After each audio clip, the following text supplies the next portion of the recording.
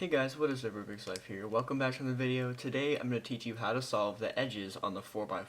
Now I did a video a couple years ago about how to solve the center pieces, and you guys really liked that, and you guys were asking me recently if I could make edge pieces. And it's not that difficult, it's very intuitive and just takes a little bit of practice and time.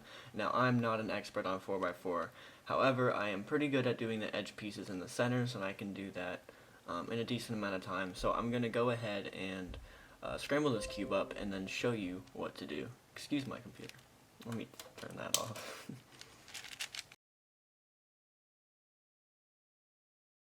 Okay, so now that it's scrambled, first things first is solve the centers. So I'm going to go ahead and do my best and not take forever, and I'm going to go ahead and solve the white side and then flip it over and solve the yellow side. And if you guys haven't seen this video on how to solve the centers, it'll be linked at the end of this video in the end card, so you guys can just go click on that. Now I'm going to do this real quick and I'll be right back and teach you guys how to solve the edge pieces. Alrighty, so now I have my edge pieces and my center pieces, and it's very important that you orient them the correct way. So you have white, blue, red, green, and orange, and yellow, of course. And if you don't know the color scheme, you can just take out another Rubik's Cube, and this is the GAN's 356 Air. You can just go ahead and check them and make sure you have all the colors the correct way, because if you have them the wrong way, then you won't be able to solve the first 3 layers, and that'll mess you up and you have to do it all over again. So make sure you orient them the correct way. Okay, so the next step is finding 2 edge pieces that look the same. So there's 2 pieces of every single color. For example, there's 2 pieces that are going to be white and green, like that. Now, our job is to pair them all up and make them look like this, so that way they're paired up and just formed in a 1 edge piece. Because the way we solve the 4x4 is we solve it basically like a 3x3, where on this cube right here, there's only 1 edge piece. And when we solve it, we solve the white layer, and then the middle layer, then the top layer. And on here, what we're going to do is we're going to solve all the edge pieces to make it so where we can solve the white cross, and then just do F2O pairs, and then do OLL, PLL. And basically, what we're trying to do right now is find 2 pieces that are exactly the same and learn how to pair them up. So the first pair that I see is this one. I see red and white and red and white. What you want to do is put them on the same face. So in this case I can just turn it down like this. So now I have them on the same face. And what you want to do is you're going to want to pair them up so they're touching each other. You're going to put it up into the top layer and replace it with a broken edge layer like this. So I'm just going to do this and I'll explain it in just a second. So what I'm going to do is I'm going to turn this piece like this. So now my pairs are matching together. And then I'm going to replace it with a broken piece. So if I put this up into the top layer, replace it with a piece that doesn't matter, and I'll put this back down, and then you need to fix your centers. And the reason we use a broken piece is because if we put our already together piece in the way, whenever we fix the centers, it would break that up. So this way it doesn't matter. And now we have this piece and this piece. Again, it's very intuitive, and I'm just going to do a couple more just because this will take a very long time if I go through and explain every single one. But I'll try to do another one. So we have a blue and white down here like this. Now what I can do is if you bring it up to the same layer, you can see now they're back to back and you can't turn it so that way they are matching. So in this case what you want to do is you want to turn this 2 times to put it in the back like that, and then you can, now it's back here, and now you can bring it up and turn it twice to match these pieces up, and then you're going to try to replace it with one of these pieces. So if you put this in the front, and you can move this up out of the way, you can turn this broken piece into its place like this, bring it back, and then fix your edge pieces. And now we have 3 of them. Okay, so now we have these 2. I saw the white and orange and the white and orange. Now what you can do, again, because these are 2 that are facing each other, you can do R2, which will put it in the back, and then pair them up. Make sure you have a broken edge piece in the top, replace it, and put it back like that. Now that we have 4 that are already matched up, And it does not matter which ones you pair up. I just happen to do the white ones because those are the easiest to see. Now that you have all 4 in the top, you could just turn the cube in a different orientation, because now this is a full side, and you can either just move another broken piece into the top, or you can just flip it over, and that's easier to do, and you don't have to think as hard in order to do that. So what I'm going to do is I'm going to try to find another piece. So for example, this green and red piece and this green and red piece right here. So what you can do is you can turn this piece down, and you can see they're together, so you need to rotate this one to the back like this. And now it's in the top, so you're going to turn this top layer twice to pair them up, replace it with the broken edge piece, and put it back down. And now I'm going to do all of the rest of them, and I'm going to show you this algorithm, because you might get parity, and I'll explain what that is in a second. So let me pair up all the rest of my regular edges, just like this, replace it, and put it back. And I'm going to do that for all of them until I get to the very, very last one.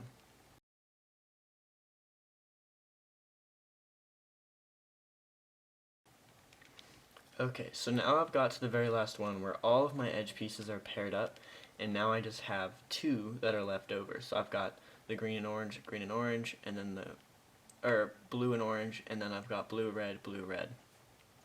However, even though they're matching and I flip them around, there's no broken piece for me to replace it with.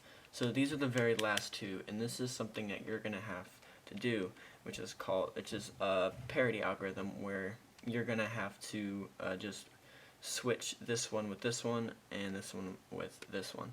And it's not exactly parity, but parity in the 4x4 is where it's a case that you can't solve using your 3x3 knowledge. So for example, this wouldn't happen in 3x3, and this is just a new algorithm you're going to have to learn. And now I'm going to put it up on screen, and I'm going to show you. It's very, very simple, but I'm just going to walk you through this really quick, and then this will solve all of your edges.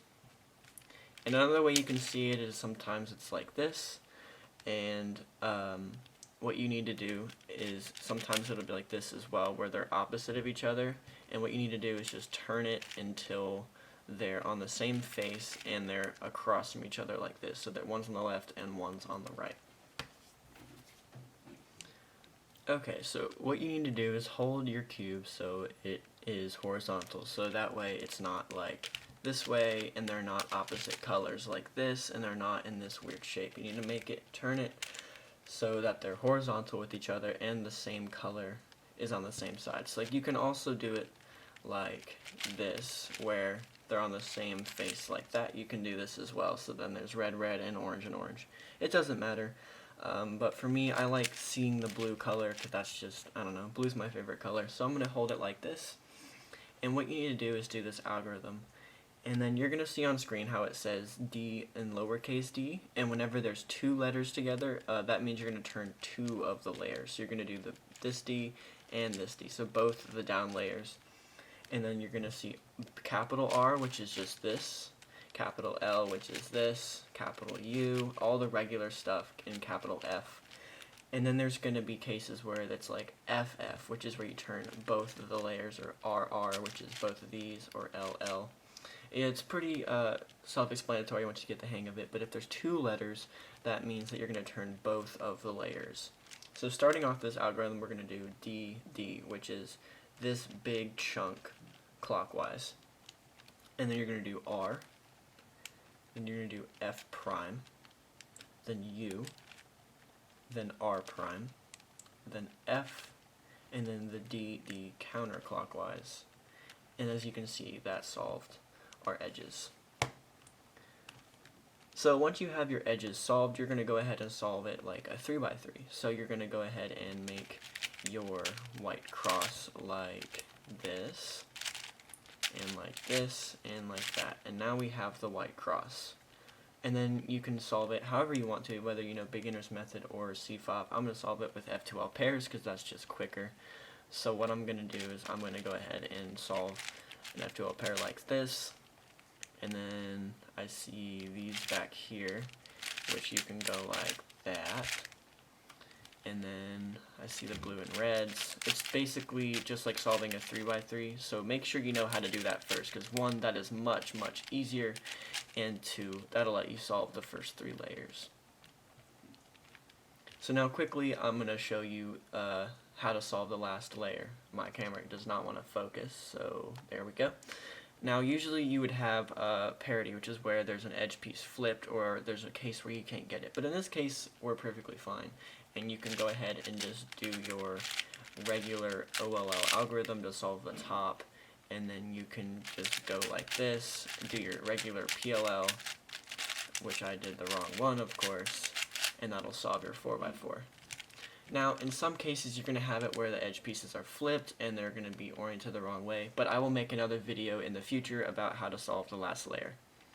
So I know this is a quick and brief tutorial, but it's pretty self-explanatory and you just need to take some time to practice and learn. There's only 2 cases and then that final case for the last 2 edges. But I hope you guys enjoyed this video. If you did, please leave a like down below. I'm working on maybe doing some merch store like a sweatshirt or t-shirts for 10,000 subscribers. If you guys want to see that, let me know in the description what you got, or in the comment section what you guys want to see. But anyway, thank you guys so much for watching. Please like, subscribe, and share for more videos. Until next time, guys. Bye.